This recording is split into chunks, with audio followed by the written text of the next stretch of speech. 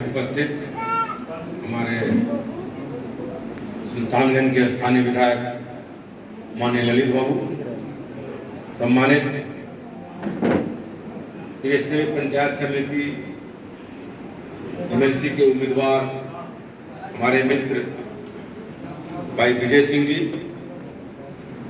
त्रिस्तरीय पंचायत समिति के तमाम निर्वाचित वार्ड मेंबर, पंचायत समिति, जिला परिषद मुखियागण और उपस्थित सम्मानित कार्यकर्ता साथियों, माताओं बहनों, आप सब जानते ही हैं जो चुनाव है पूरे देश में नहीं होता। मुखिया पूरे देश में है, पंचायत समिति पूरे देश में है, लेकिन जो विधान परिषद का चुनाव है पूरे देश में नहीं होता। देश के कुछ राज्यों में, कोई ज्यादा नहीं, 4, 5, 6 राज्य में होगा। थोड़ा गिनती 5 का तो मुझे ज्ञान है कि 5 राज्यों में होता है, पूरे देश में नहीं है। तब पहले झारखंड मेरे साथ था, वहाँ ये चुनाव होता था, लेकिन जब झारखंड का बंटवारा हुआ तो वहाँ एमएलसी का चुनाव त्रिस्तरीय पंचायत समिति के मतदाताओं को वोट देने का अधिकार नहीं।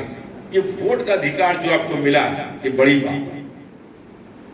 लोकतंत्र में वोट का अधिकार मिलना इसलिए बड़ी बात है कि आज जो लोग हम किसी के आज मांगने वोट जाते हैं, चाहे वो शेड्यूल कास्ट का गांव हो, शेड्यूल ट्राइब का गांव हो, किसी जाति धर्म संप्रदाय का गांव हो, इसलिए उसके दरवाजे पे जनप्रतिनिधि जाता है क्योंकि हमको वोट का अधिकार प्राप्त है। इंग्लैंड में वोट का अधिकार प्राप्त करने में सब लोगों को कितने वर्ष लग गए। यहाँ भी संविधान सभा जब बनी, यहाँ भी प्रयास किया कि सब लोगों को वोट का अधिकार नहीं दिया जाए, कुछ लोगों को दिया जाए, कुछ को नहीं दिया जाए।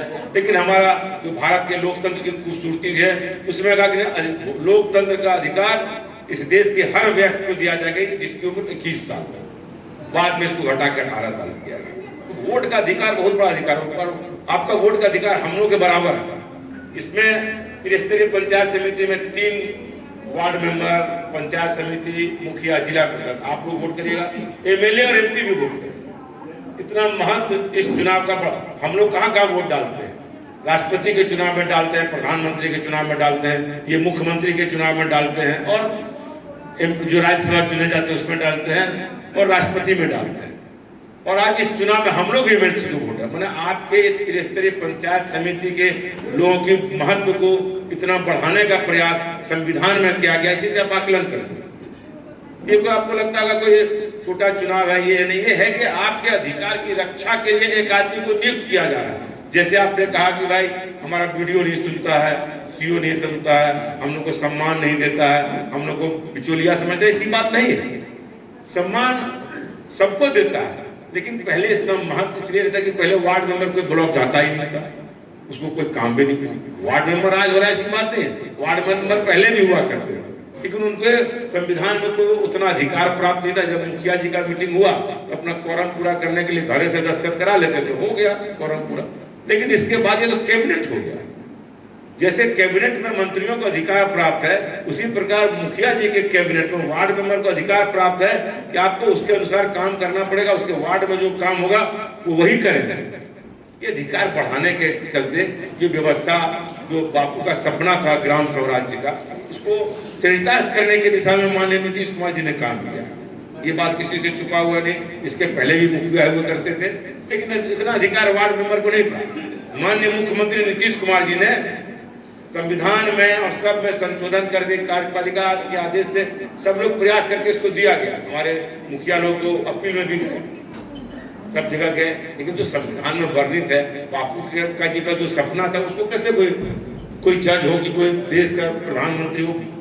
महात्मा गांधी का तो सबसे ऊपर था, उनका सपना था क्या कैसे सफाई हो, कैसे हमारे पंचायत प्रतिनिधियों को अधिकार मिलेंगे, तो संविधान के मूल भावना था।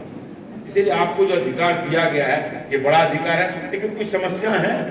जब कोई तंत्र चलेगा कुछ समस्या तो आएगी, लेकिन लोकतंत्र से बढ़िया कोई तंत्र विश्व में आया नहीं। लोकतंत्र एक ऐसा तंत्र है, डेमोक्रेसी, जिसमें जनता को बोलने का, सुनने का सब अधिकार था। बहुत राजतंत्र आया, अधिनायक तंत्र आया, सारे लोकतंत्र आए, लेकिन सबसे बेहतर तंत्र अभी विश्व में लोकतंत्र है, जिससे लोगों के बोलने, चालने सब अधिकार प्राप्त है। आप कहीं बोल सकते हैं, प्रधानमंत्री के खिलाफ बोल सकते हैं, मुख्यमंत्री के खिलाफ बोल सकते हैं, मंत्री के खिलाफ बोल सकते हैं, एमएलए के खिलाफ बोल सकते हैं, आपके खिलाफ बोल सकता है जनप्रतिनिधि आप ही है। ये अधिकार लोकतंत्र में ही प्राप्त, बाकी तंत्र में आप नहीं बोल सकते। अब चीन में चले जाइए, उसके राष्ट्रपति के खिलाफ कोई नहीं बोल सकता। बहुत तंत्र है जहाँ के लोग नहीं बोल सकता है। आपको जब राजतंत्र था, राजा भगवान का अवतार होता था, उसके खिलाफ कोई नहीं बोल पाता था। बहुत सारे तंत्र थे, लेकिन इसमें लोकतंत्र अभी सबसे बेहतर तंत्र आया है। उसमें सारे लोगों को समान अधिकार प्राप्त। हम इसको ऐसे भी समझा सकते हैं कि तुलसी का पत्ता जो होता है, सबको जो भी जिस धर्म को मानते हैं, लेकिन तुलसी का पत्ता सब सम्मान देते। बड़ा पत्ता हो कि छोटा पत्ता, छोटा पत्ता हुआ वार्ड मेंबर, बड़ा पत्ता हुआ एमपी, लेकिन है सब मेंबर, वार्ड मेंबर, क्या कहते हैं, विधानसभा सदस्य, लोकसभा सदस्य, पंचायत समिति सदस्य, जिला परिषद सदस्य, वार्ड सदस्य, सब सदस्य हम लोग। उसमें मुखिया जी को सिर्फ कार्यपालिका का अधिकार प्राप्त है, बाकी सब सदस्य, इसलिए सब एक समान बनाया गया। आपको भी उतने अपने वार्ड के प्रति दायित्व है जितना मुझे अपने लोकसभा के प्रति दायित्व है। आपका भी दायित्व उतना ही है। बड़ा अच्छा व्यवस्था किया गया है इस तंत्र में, ये बात सब आप लोग जानते हैं। और आप सब जितनी प्रबुद्धता से सुल्तानगंज के लोग अपनी बातों को रखते हैं और अपनी बातों को हम लोग को समझ सकते हैं, ये तो आप लोग बधाई के पात्र हैं। हम तो पूरे लोकसभा के और 2-3 जिला में घूमते हैं, लेकिन सुल्तानगंज में जो हमारे जनप्रतिनिधि जीत के आते हैं या जो भी कार्यकर्ता साथी हैं, लेकिन इनका अलग तरीका, सबका अपना तरीका होगा। आपका जो तरीका अपना विचार रखने का, ये रखने का जो तरीका, वो सबसे बेहतर तरीका है। लोकतंत्र बेहतर तरीका है और भी हमारे कार्यकर्ता, लेकिन वहाँ तरीका कुछ अलग है। वहाँ पूरा गर्मा गर्म बहस होता है। यहाँ तो सब शांति से सब बात को रखते हैं, हम लोग बड़ा खुशी होता है। अब एक बात हम जैसे सुल्तानगंज में आए, देखिएगा बड़ा बहस होते रहेगा। ये बात, ये जो तंत्र और जो व्यवस्था सुल्तानगंज के विधानसभा के हमारे कार्यकर्ता और मुखिया लोगों ने विकसित किया, इसके लिए भी हम बधाई के पात्र। बहुत ही सामंजस्य तरीके से, बहुत ही अच्छे तरीके से आप अपनी बातों को रखते हैं जनप्रतिनिधियों के सामने, ये बड़ी बात है। कुछ समस्याएं हैं, जैसे हमारे जिला परिषद सदस्य ने कहा, आपका सही है, ऐसी बात नहीं है। काम का बोझ बढ़ गया, पद उतने रह गए। हमारे अभी एक साथी ने कहा कि भाई राजस्व कर्मचारी का सब उठा के ब्लॉक है। आपके प्रखंड में कर्मचारी मात्र 2 होगा। हर पंचायत में, हर पंचायत, हर प्रखंड में सीओ है, लेकिन राजस्व कर्मचारी मात्र 1 या 2 है। उसकी बहाली सरकार कर रही है। बहाली एक दिन में नहीं होती है। सरकार ने बहाली किया, कुछ मामला कोर्ट में चला गया, हाई कोर्ट में चला गया, सुप्रीम कोर्ट में चला गया, इसीलिए बस्ता समेट के उसको क्या करेगा कर्मचारी? ब्लॉक में रहेगा कि पंचायत, कितना पंचायत है? 2 पंचायत राजस्व कर्मचारी होगा, 3 होगा, सब जगह यही हालत पूरे बिहार में। इसलिए सरकार ने निर्णय लिया है कि सबको बहाल करेंगे। लगता है बहाली प्रक्रिया क्या अंतिम चरण में है, ट्रेनिंग हो रहा है। हाईकोर्ट में चला गया, हम देख लीजिए हाईकोर्ट का सम्मानीय उच्च न्यायालय के सामने कोई क्या करेगा? सरकार तो प्रयास करती है, लेकिन उसमें सम्मानीय उच्च न्यायालय भी है, सब आप जानते हैं। इसलिए ये सब समस्या है जिसको हम और ललित बाबू मिलके आपकी समस्याओं को निश्चित तौर पर सुधार करने का काम। और आपकी जो मूल समस्या है, जैसे आप लोगों ने वेतन बढ़ाने का बात है, आप लोग कितने खुशनसीब हैं कि आप अपनी बात जनप्रतिनिधियों के सामने, एमपी एमएलए के सामने हम कह रहे हैं। हम लोग को ये भी खुशनसीबी प्राप्त नहीं है। हम लोग प्रधानमंत्री के सामने हम वेतन बढ़ाने की बात नहीं कर सकते, ये मुख्यमंत्री के सामने नहीं कर सकते। ये हम लोगों की स्थिति है। हमारी स्थिति समझिए आप। तो जो पेंशन की बात आप करते हैं, पेंशन पहले एमपीओ को भी प्राप्त नहीं था, बड़ी बाद में स्टार्ट हुआ। ऐसा नहीं कि शुरू से न, जो एक्स एमपी होते थे वो भी साधारण हैसियत से करते थे, 5 भी प्राप्त नहीं था। हम बहुत सारे एक्स एमपी को जानते हैं जो हमारे बहुत लंबे दिन से राजनीति में रहे एमएलए, लेकिन हम राजनीतिक कार्यकर्ता शुरू से बहुत सारे एमपी थे जिसको पता भी नहीं चलता था, साधारण डब्बे में बैठ के चलते। ये तो बाद में जो देखा कि भाई एमपी हो गए हैं, इनको फिर साधारण डब्बे में भेजने में बड़ी परेशानी होगी, तो बोला अच्छा ठीक है आपको पास दे देंगे कि आप चलिए। और पेंशन में हम लोग को कहाँ मिलता है? जो एमपी रहता है उसको मात्र 25,000 का पेंशन मिलता है। और तनख्वाह के बारे में तो ये बता ही दिए, हम अपना तनख्वाह बताएंगे नहीं तो आप लोगों को लगा कि क्या तनख्वाह मत जानिए, ये तो तनख्वाह नहीं लेते हैं एमएलए का। अब समझ लीजिए कि एमएलए का इतना कम तनख्वाह है कि प्रोफेसर लेक्चरर लेने नहीं चाहता है, क्योंकि 2 जगह से तनख्वाह ले नहीं सकते। यहाँ मिलता है इनको 3 लाख, वहाँ मिलेगा 40,000। ये तो बात है। इसलिए हम लोग तो हम लोग का ये स्थिति है कि जो हम लोग जनप्रतिनिधि है, तो एमपी जो दूसरा काम नहीं करता उसको बड़ा समस्या का सामना करना पड़ता है।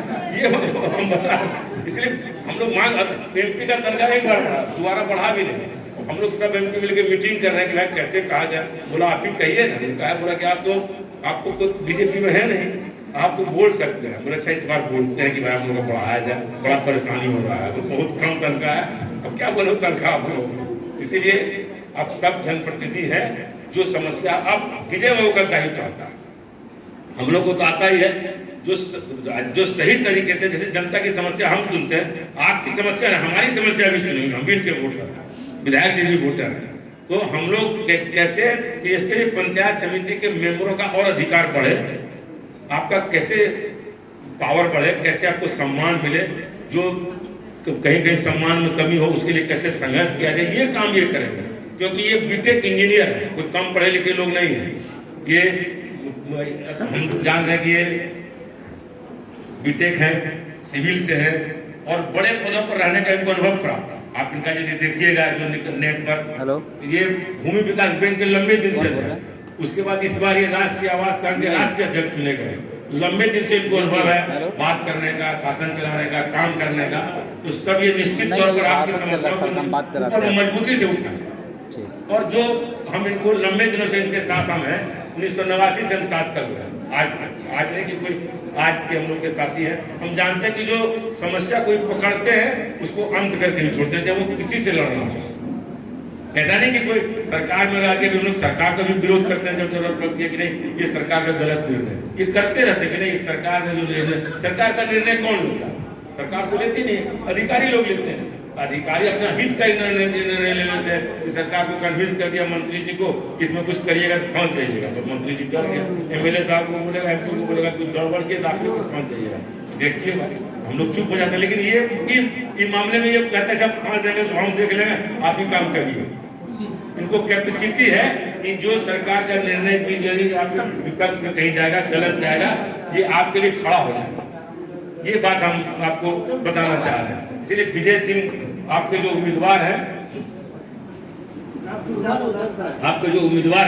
मजबूती से आपके उम्मीदवार है। कोई आपकी सेवा के समय का कोई काम नहीं पड़ेगा। बहुत लोग तो आपके एमएलसी बन के गए, तो जमीन के धंधा में लग जाता है, तो बिजली का प्लांट खोलने लगता है, क्या किसी के बारे में बोले हम लोग। लेकिन इनका काम रहेगा अपना व्यवसाय करने का रहता, तो फिर क्यों हम लोग इस बार निश्चित तौर पर आपकी सेवा के लिए आए। इसे आपको मजबूती से विजय सिंह जी आप उनको वोट देके जिताने का काम करिएगा, तो आपकी सेवा में आपकी समस्या को उठाने का बराबर काम करेंगे। विधानसभा स्तर में, विधान परिषद स्तर में, सरकार का स्तर पर, कलेक्टर के यहाँ, वीडियो के यहाँ, जहाँ भी आप कहिएगा मजबूती से आपकी समस्या को रखें। क्योंकि इनको कोई जमीन का काम है नहीं जो डीएम से डरेंगे। अब जिसको जमीन का धंधा रहेगा, बेच देगा, हमारा बिजली प्लांट रहेगा तो जरूर से को बिजली प्लांट भी नहीं, जो प्रत्याशी को देखिएगा बड़ा बड़ा बिजली प्लांट, बड़ा बड़ा जमीन का धंधा है। आप देखिएगा सैकड़ों एकड़ जमीन है जो हमारे विपक्ष के प्रत्याशी होंगे। जो भी हो विचार व्यवस्था उसके बारे में हम जानते हैं, क्योंकि सब प्रत्याशी बाकी जिला से होने वाला है।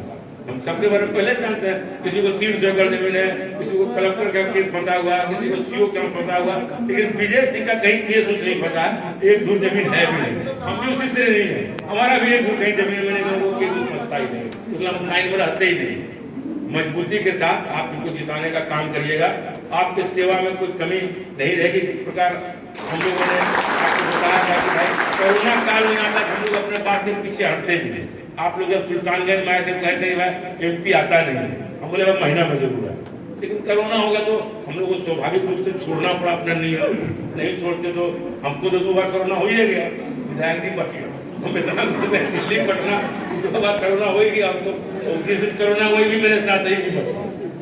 इसलिए हम लोग जानते हैं। लेकिन जो आपको जो है कभी अवसर प्राप्त नहीं वालों को कि एमएलए, एमपी और एमएलसी आपके बीच नहीं है। एमएलए साहब का तो घर ही है, हम लोग भी आपको एक अवसर जरूर प्रदान करेंगे कि एमएलसी साहब हों, एमपी साहब हों, सब आपके बीच आते रहेगा, आपकी समस्याओं को सुनते रहेंगे। वीडियो के स्तर पर, सीओ के स्तर पर, डीएम के स्तर पर, सरकार के स्तर पर आपकी समस्याओं को उठा के आपका निदान का भरपूर प्रयास हम लोग तीनों मिलकर करेंगे। इसमें कोई कमी हम लोग नहीं होने देंगे। इसलिए हम चाहते हैं कि आपका जो वोट होने वाला है, वोट तो पार्टी तो सिस्टम, वोट तो किसी चिन्ह पर पढ़ना नहीं, नाम के आगे डालना, एक फर्स्ट वोट देना। ऐसे आई लिखिए या रोमन में 1 लिखिए, वही 1 नंबर डालना है तो वोट। और 4 तारीख को चुनाव होने वाला है, 4 अप्रैल को सारे जनप्रतिनिधि आपके उपस्थित हैं। बताना चाहते हैं कि 4 अप्रैल को वोट होने वाला है। 9 से 16 तक नॉमिनेशन, किसी दिन ये नॉमिनेशन करेंगे आपको सूचना आ जाएगी। हो सकता है कि हम लोग 10 को नॉमिनेशन करें, 14 को करें, 15 को करें। जिस दिन करेंगे आपको खबर यहाँ भिजवा दिया जाएगा। आप लोग जितने लोग भागलपुर आना चाहेंगे आप लोग सब आइए, वहाँ आपका स्वागत है, क्योंकि नॉमिनेशन भागलपुर में। दूसरी बात है कि आप जो 21 के विड्रॉल के बाद आपको पर्चा भी मिल जाएगा। 21 नंबर पर विजय कुमार सिंह का नाम है, जो प्रत्याशी होंगे उसी अनुसार आपको दिया जाएगा। आप मुखिया लोगों को और वार्ड मेंबर, पंचायत में सबका दायित्व है कि वोट देने की प्रक्रिया को अच्छे तरीके से समझें। बहुत लोग कहने लगा कि हमको 2 नंबर दे दीजिए ना, ये सब फेर में मत पड़िएगा। 1 नंबर 2 नंबर करने चाहिए, उसी को 1 नंबर पड़ गया क्या करिएगा, बोलेगा ये सब चक्कर हम नहीं करेंगे। वोट इसमें 1-2 देने का अधिकार है, लेकिन उसमें क्यों पड़े हम? हम चाहते हैं कि जो भी हमारे जनप्रतिनिधि जीत के हैं, विजय सिंह को 1 नंबर का वोट देकर आप जिताने का काम करिए और आपकी सेवा में ये लगे रहेंगे, कोई कोताही नहीं करेंगे। इन्हीं चंद शब्दों के साथ तमाम भाइयों को नमस्कार, जय हिंद।